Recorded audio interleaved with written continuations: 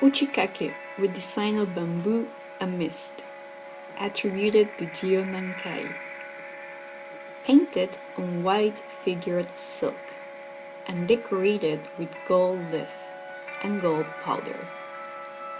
It belonged to the Edo period and nowadays is located in the Metropolitan Museum of Art in New York.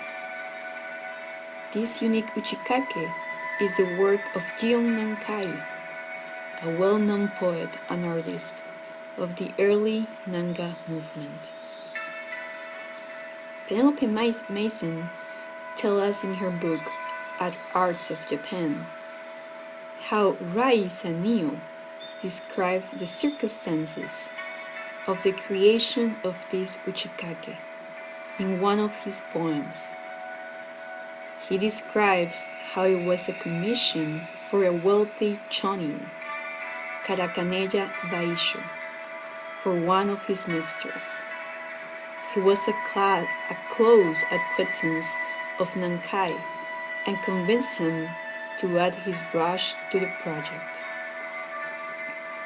An Uchikake, according to Japanese kimono by Ugo Mustenberg, it's a style of garment that became popular during the Momoyoma period and continues to be used today, but in a different way. It's a gown with long sleeves on silk with a heavy brocading.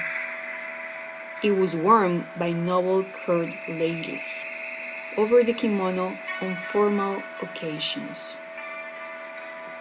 In her book, Kimono, Fashion in Culture, Lisa Baldi describes the Uchikake as a coat worn by ruling class women, as a second kosode, but unbelted, coat-like, and over the actual kosode. The verb used to describe this usage is Uchikake ru, which means to drape upon. Nowadays, it is an integral part of the bridal dress in the traditional wedding ceremony. The essential difference with the kimono is basically that it is part of it, another layer. Lisa Baldi states that the kimono first started as underwear during the Heian Age. It developed from the plain white small-sleeved kosode as undergarment worn next to the lady's skin. The Uchikake and the kimono can be used separately. They don't have to be together. The Uchikake is just for special occasions, adding another layer to the kimono.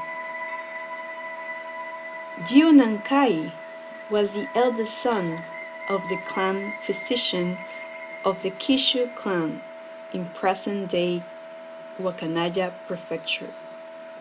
He studied Confucianism and Chinese literature in Edo, modern Tokyo, and won some renown for his calligraphy and his poems, which were composed not in Japanese but in Chinese.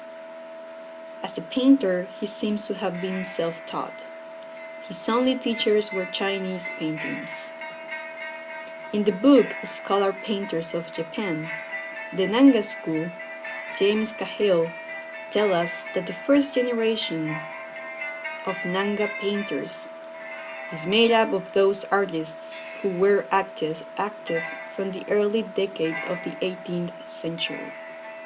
There were three outstanding figures among them. Gion Nankai was one of them, and he was the oldest.